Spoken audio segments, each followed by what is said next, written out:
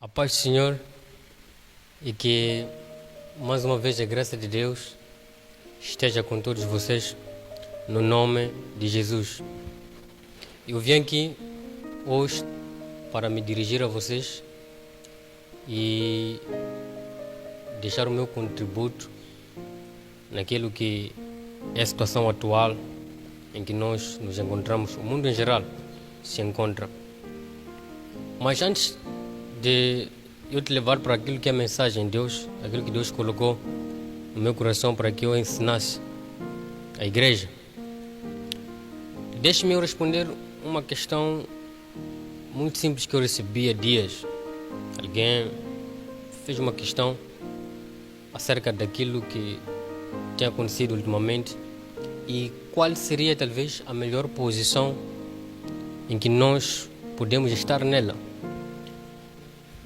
Pode ser difícil para alguns, talvez, se concentrarem nesse período, mas deixa eu compartilhar consigo pequenos hábitos que eu tenho desenvolvido durante anos. Eu lembro que em 2016, quando Deus permitiu que eu trabalhasse no ministério a tempo inteiro, eu vinha desenvolvendo alguns hábitos e que me tornaram aquilo que eu sou hoje.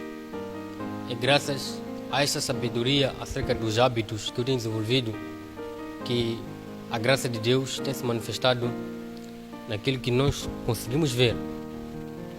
Um dos hábitos que eu desenvolvi durante esse período todo é a leitura.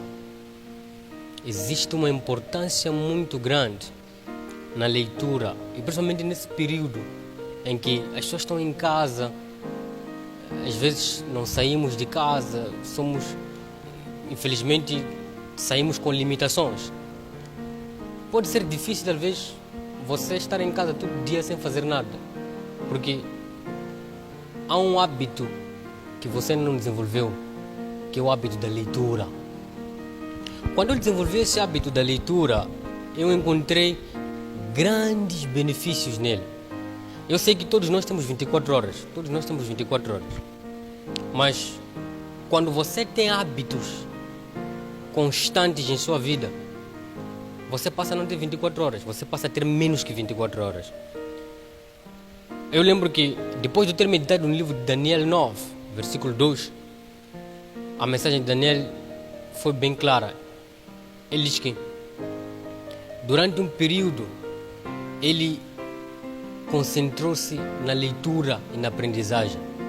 Lembra-se do apóstolo Paulo?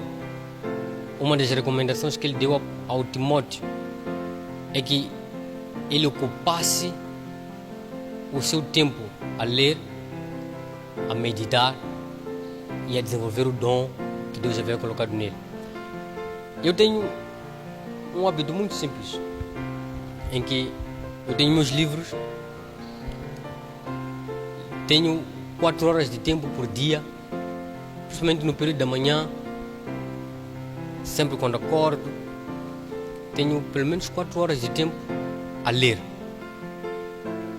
É um hábito que eu aconselho você a desenvolver, vai te ajudar nesse período, você não vai ficar somente sem fazer nada. Tenho 4 horas de tempo a ler, nesses 4 horas de tempo me dedico 2 horas de tempo na leitura, me dedico 1 hora de tempo a meditar e dedico 1 hora de tempo a falar com Deus.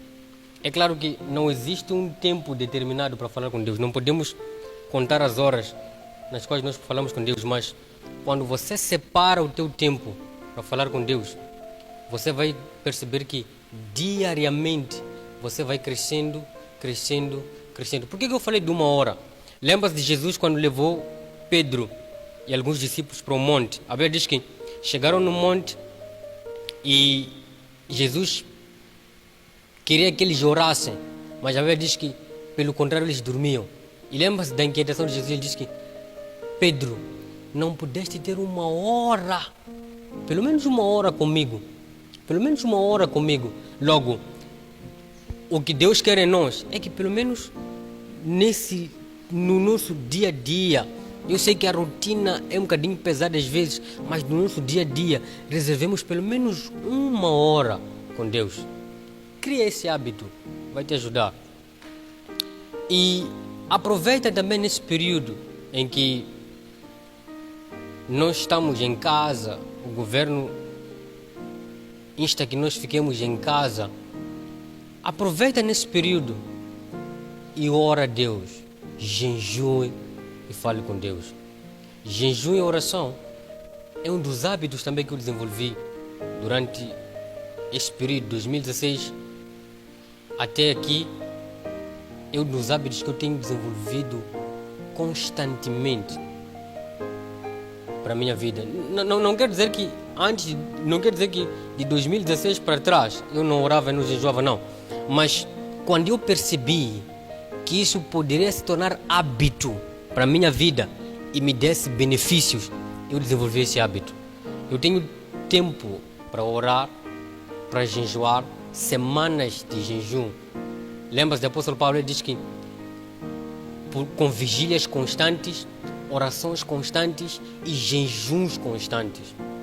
Lembra-se do apóstolo Paulo? Então, se você dedicar-se na oração e jejum, acredita em mim, você estará a construir uma fortaleza espiritual dentro de si, e que o medo, o pânico que a televisão tenta trazer, que a ciência tenta trazer, que os países desenvolvidos tentam trazer para nós que estamos em África, acredita em mim, não vai te atingir. Você precisa de algo para te proteger. Desenvolva uma fortaleza, um escudo que irá te proteger deste pânico que nós estamos a ver, deste medo que nós estamos a ver em todo lugar. Em todo lugar onde nós vamos, há medo. Em todo lugar onde nós vamos, existe pânico. Sabe por quê? Porque as pessoas não estão protegidas. Eu desenvolvi esse hábito, orar, jejuar. Lembra-se, a oração e jejum não é um botão de emergência. Ultimamente, deixa eu confessar uma coisa para si. Ultimamente todo mundo está a jejuar. Ultimamente todo mundo está a orar. Sabe por quê? Porque queremos ir pedir socorro a Deus, porque há uma doença na área. Queremos pedir um socorro a Deus porque há uma doença que está a girar por aí. O mundo inteiro, mesmo aquele que nunca orou, mesmo aquele que nunca jejuou, hoje todo mundo está de joelhos. Sabe por quê? Porque mais uma vez está comprovado que a ciência falhou. Está comprovado que a única solução é Deus. Então as pessoas estão a entender isso. Então estão-se a dirigir todos eles na oração, estão-se a dirigir todos eles no jejum. Agora a minha questão é, e quando isso passar, será que esse hábito que estamos a desenvolver nesse pequeno período de pânico e medo vai continuar? Nós vamos descobrir que não. As pessoas vão parar de orar, as pessoas vão parar de jejuar. Então leve essa oportunidade aqui e usa isso como um hábito. Sabe por quê? Jejum e oração não é um botão de pânico, não é um botão de emergência, não é um botão que nós ativamos quando temos uma emergência. Não. É um hábito. Lembra-se no livro de Mateus 6, vamos lá para o versículo 16. Existe algo muito importante que ele disse, Jesus. Ele disse que quando orardes, quando jejuardes, presta muita atenção. Quando, não se. Se ele tivesse dito se é uma suposição. Você pode fazer ou não, você pode jejuar ou não. Mas ele disse que quando, logo, não é uma suposição. É uma vida constante de todo cristão. Jejum e oração precisa se tornar uma vida de todo cristão. Todo cristão precisa estar forte, precisa se tornar maduro na oração e jejum. Não somente quando há doença, não somente quando há uma emergência, não somente porque temos um acontecimento, não. Jejum e oração precisa ser algo de todo cristão. E preste atenção, quando você desce no versículo 16, ele diz que quando jejuardes, preste atenção, presente contínuo. Preste atenção. Quando jejuardes, estamos a falar de presente contínuo, que os professores não me deixem mentir, né? Quando jejuardes, presente contínuo, logo é hábito constante de todo cristão. Não é quando há uma emergência, não é quando temos há uma doença por aí, há um vírus por aí, então vamos orar às igrejas. Não está errado, não está errado o líder da igreja organizar um período de oração e jejum para pedirmos misericórdia a Deus. Sabe por quê? Porque o pecado, infelizmente, é que tem dominado a humanidade e Deus tem se zangado com o homem e essas doenças, esses problemas vão se intensificar cada vez mais. Porque não adianta você estar a orar hoje, sendo que depois disso aqui, você vai continuar a viver no pecado, você vai continuar a viver uma vida de qualquer maneira. Não adianta. Se você está a iniciar esse hábito de oração e jejum, seja como eu, que seja constante na sua vida. Que seja algo constante na sua vida. Eu tenho desenvolvido esse hábito. Semanas de jejum. Tenho tido semanas de orações. Tenho tido semanas, inclusive meses, direcionados completamente a construir uma fortaleza espiritual em mim. Porque jejum e oração é para nos fortalecer em Cristo Jesus. É para nos fortalecer em Cristo Jesus. Crie esse hábito e você vai ver que a sua vida não se tornará mais a mesma. Tenha tempo para ler. Tenha tempo para ler. Você pode construir uma pequena biblioteca, uma pequena livraria no seu quarto, onde você vai ler, você vai meditar naquilo que você lê. Sabe por quê? Você precisa aprender. Você precisa de sabedoria. Você precisa aprender. E isso vai nos levar para aquilo que é a nossa mensagem do dia de hoje. Isso vai nos levar para aquilo que é a nossa mensagem do dia de hoje. Então, crie esse hábito e, concretamente, e eu tenho a certeza que Deus irá te abençoar no nome de Jesus. Além disso, tenha tempo também de ler a sua palavra. Tenha tempo de meditar na palavra de Deus. Tenha tempo de meditar na palavra de Deus. Por favor, eu sei que, infelizmente, a igreja já não tem tempo com a palavra. Os cristãos já não têm tido tempo para meditar nesta palavra, que é a vida. Lembra-se? A palavra de Deus é a vida. A palavra de Deus é o sustento para si. A palavra de Deus é o sustento para si. A única forma de você fugir do medo, você fugir do pânico, é você se dar tempo de ler a palavra de Deus. Lembra-se no livro de Salmos 40, versículo 7, se eu não estiver enganado, David diz que na tua lei existem lá instruções para mim. Lembra-te de David, Salmos 40, versículo 7. As tuas instruções para a minha vida, esse é David, estão na tua palavra, estão na tua lei. Então, se você conseguir distinguir, se você conseguir definir, se você conseguir encontrar aquilo que é bom para a tua vida, aqui na palavra de Deus, acredite em mim, não há motivo de medo, não há motivo de pânico. Por que que eu, como cristão, tenho que ser como os ímpios? Viver com medo. Os ímpios estão com medo. Os ímpios estão com medo de morrer. Sabe por quê? Porque não sabem para onde vão. A questão não é morrer. A questão não é o que vai te matar. A questão é para onde você vai depois de morrer. Então, se você conhece as instruções da lei de Deus para a sua vida, você não terá medo de nada. A morte, lembra do apóstolo Paulo? Eu quero nos separar do amor de Cristo Jesus. Será a morte? Inclusive a morte. Será a morte? Não. Então, se você conhecer a lei de Deus, as instruções da palavra de Deus para a sua vida, acredite em mim, medo, pânico, desespero foi embora. Sabe por quê? Porque aqui você não vai encontrar medo aqui. Aqui você não vai encontrar pânico.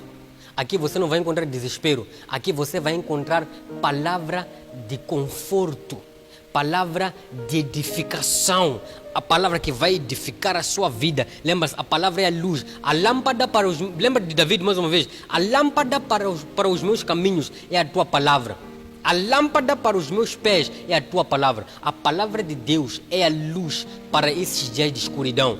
A palavra de Deus é a luz para esses dias de escuridão. Se você não tiver a palavra para te guiar nesses dias de escuridão, acredite em mim, essa escuridão irá te vencer. Essa escuridão irá te vencer. Essa escuridão que está a rolar por aí, de medo, pânico, desespero, o que, irá te afetar. Mas se você encontrar na palavra de Deus as instruções básicas para a sua vida, não há motivo de medo. Sabe por quê? Você vai descobrir que a palavra de Deus é a luz para os teus caminhos. A palavra de Deus é a luz para os teus pés, assim como David disse. Que Deus esteja consigo, no nome de Jesus. Quero compartilhar consigo alguns dos hábitos, não são todos eles, não traria todos os hábitos aqui porque é muita coisa, mas trouxe aqui aquilo que é essencial: leitura, meditação. Tenha tempo para meditar. Tenha tempo para meditar na palavra de Deus. Tenha tempo para meditar naquilo que você lê. Se você prestar atenção dos livros que eu tenho aqui, nem todos eles falam acerca da igreja. Nem todos eles falam acerca da vida espiritual. Esse aqui fala da liderança. Esse aqui tem um tema até um bocadinho engraçado, que é longe daquilo que talvez eu possa vir aqui te ensinar, mas porque é meu hábito ler. Eu tenho procurado aprender e acrescentar aquilo que o conhecimento que Deus tem repousado na minha vida e que meu Deus irá te abençoar no nome de Jesus. Saiba dividir as 24 horas, por favor. Se você é membro do Ministério de Avivamento Espiritual, você conhece o profeta Nathaniel Tsur, você sabe disso. Eu sempre ensino isso na igreja. Divida os seus 24 horas. Todos nós temos 24 horas. Mesmo aquele homem que tem sucesso na vida tem 24 horas. Mas do jeito que nós usamos essas 24 horas determina aquilo que nós vamos colher no final do dia. Tenha tempo para meditar, tenha tempo para orar, tenha tempo para vigiar e Deus irá te abençoar no nome de Jesus.